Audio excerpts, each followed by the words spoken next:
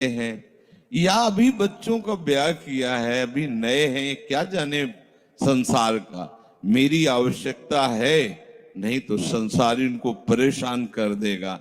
और वो अपने अहम जनित कर्ता भाव से ऐसा बंध जाता है कि निर्णय ही नहीं कर पाता।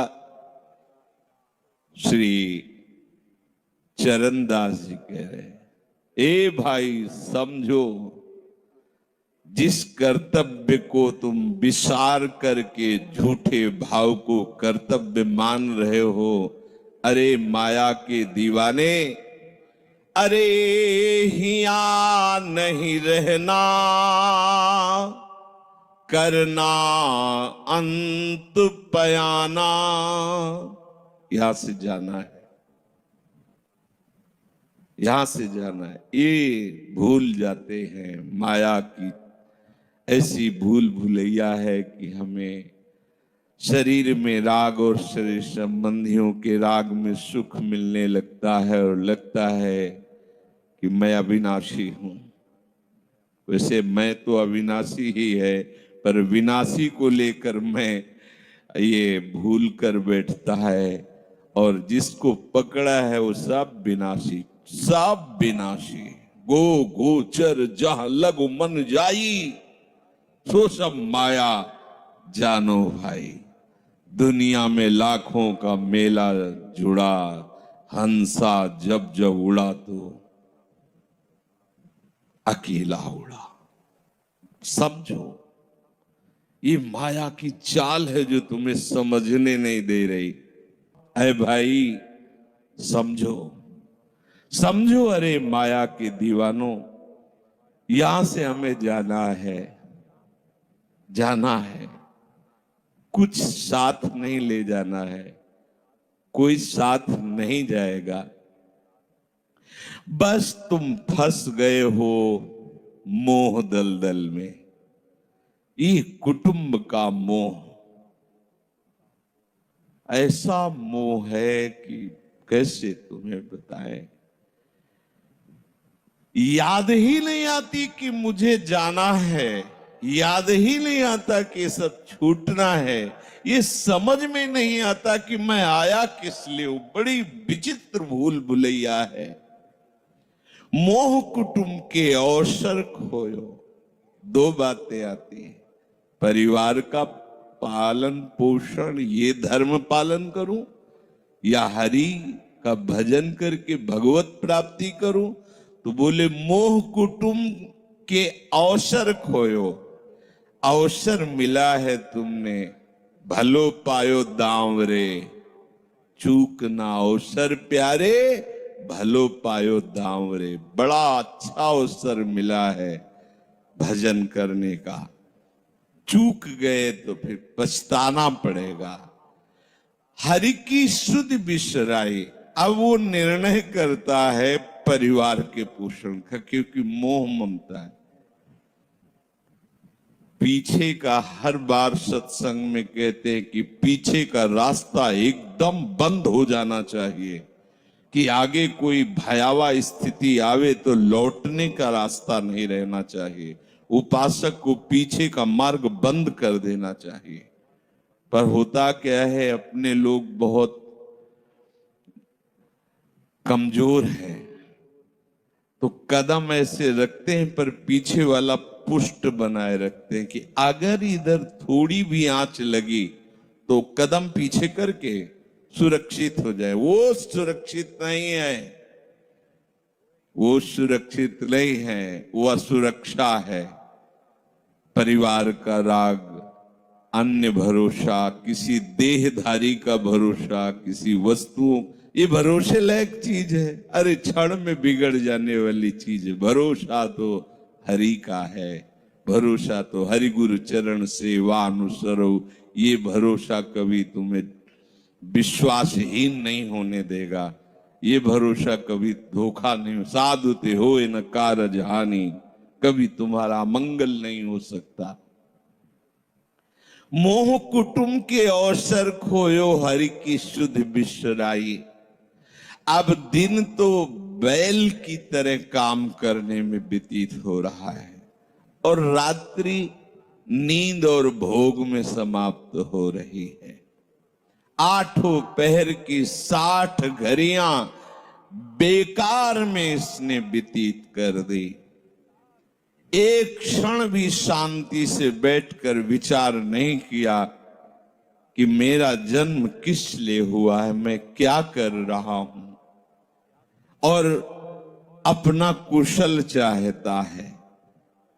एक छिन हरि को नाम लीनो, कुशल कहां ते हुई, तब लग कुशलन जीव को सपने हो मन विश्राम। स्वप्न में भी शांति नहीं मिल सकती जब तक भजन नहीं करोगे।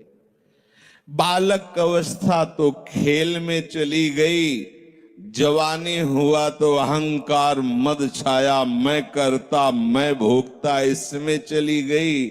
जब वृद्ध आया तो रोग और चिंताओं ने घेर लिया, इतना दुखी है कि वो सोच भी नहीं सकता कि मैं इनसे दूर होकर भजन कर लूं। ये जो वो भजन का नाटक होता है, भजन नहीं, हम देखते हैं ऐसे ही लगा रहता है, कैसे हो और बढ़िया से, और क्या करें, और मरने का ठोर आ रहा है, और क्या करें। तुम आए हो भजन करने के लिए और में अभी फंसे हो। क्या कर दूं, कहां से कैसे व्यवस्था कर दूं। हम ही चला रहे हैं, भले वृंदावन में बैठे परिवार हमारे अनुसार चलेगा, हमारे ही, नहीं तो नष्ट हो जाएंगे। आए हैं वनवास करने के लिए, भजन करने के लिए, पूरा का पूरा प्रपंच दिमाग में पता लगता है। वृद्ध भय चिंताति उपजी, दुख में कछु न सुहाता। अरे भूल क्यों रहे हो, चेतो। साधु चेताता है जगत को, चेतो। काल रूपी शिकारी धनुष पर विष का बाण चढ़ा चुका है, तुम ठीक निशाने पे हो, होश में हो जाओ। अगर अब कोई तुम्हें निशाने से बचा सकता है तो काल का भी महाकाल हरि बचा सकता है, दूसरा कोई नहीं। आए अचानक बांधे, यम के दूत आकर अचानक बंधन में डाल करके ले जाते हैं। अब वो निर्णय कर रहे, झूठे जग से नेह छोड़कर साचो हरिनाम उचारो। चरणदास सुखदेव कहते हैं, अपना भला विचारो, इसी में अपना भला है। तो क्या करें, घर परिवार छोड़कर तुम्हारी तरह बाबा जी बन जाए। बाबा जी बनने से भगवत प्राप्ति नहीं होती। अगर आप बाबा जी बाहरी बात को ले रहे हैं तो उसको समझ लीजिए, बाबा जी बनने से भगवत प्राप्ति नहीं होती, प्रभु के होने से भगवत प्राप्ति होती है। वो आप चाहे गृहस्थ वेश में रहकर बनो या आप विरक्त वेश, 2 मार्ग शास्त्रों ने स्थापित किए हैं, वो प्रभु के लिए। अगर वेश बदल लिया है और परिवार का राग है, भोगों का राग है, संसार की सत्यता का भान हो रहा कि सब सत्य है, कोई फर्क नहीं पड़ता। वेश परिवर्तन से कोई फर्क नहीं पड़ता। गधे की पीठ में चाहे मिट्टी ला दो, चाहे कबाड़ ला दो, चाहे वेद ला दो, उसको बाहर से मतलब है। शरीर में चाहे लाल कपड़ा पहनो, चाहे सफेद पहनो, चाहे काला पहनो, चाहे नीला पहनो, चाहे पीला पहनो, ये तो वस्त्र है। आपका उद्देश्य क्या हुआ, आपका अपनापन कहां गया, ये खास बात है। कहीं ऐसा नहीं लिखा कि बाबा जी बनने से वो मोक्ष पद प्राप्त, नहीं। जहां संत की बात आएगी वहां लक्षण होंगे।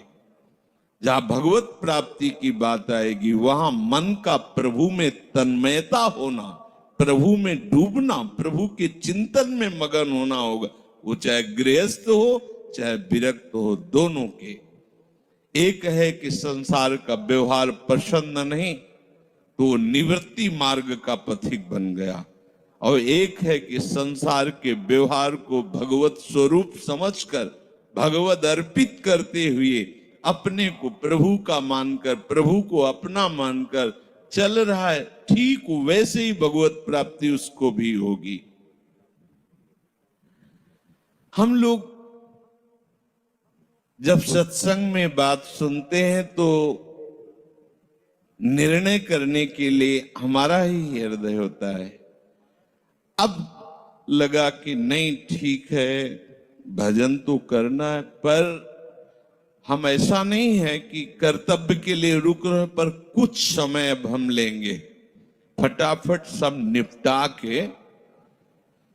तो तुमसे भी चतुर काल है, वो उतने ही समय में तुम्हें निपटा देगा। बहुत चतुर है। हमने बहुत से लोगों के मुंह से सुना है कि बस ये काम हो जाए हम आए, आज तक वो लौट के नहीं आ पाए, क्योंकि वो गली ऐसी है। क्या है? बहुत दलदल है आगे। जो गया ना, मोह कलिल में डूबा, अब निकल पाना बड़ा मुश्किल है। सत्संग में इतना सामर्थ्य है कि अभी आप सुन रहे हो, अभी आपको ऐसे सब ऐसे लगेगा, ऐसे ऐसे निकल जाएंगे, और गेट के बाहर होइएगा, वो हवा लगने दीजिए, तब लगे कैसे निकले। ऐसी प्रचंड माया है। इसीलिए तन ही राख सत्संग में तो मन ही प्रेम रस भेव। तब मन प्रेम रस में जब बराबर सत्संग होता रहे, बराबर साधु संग मिले। ऐ साधु,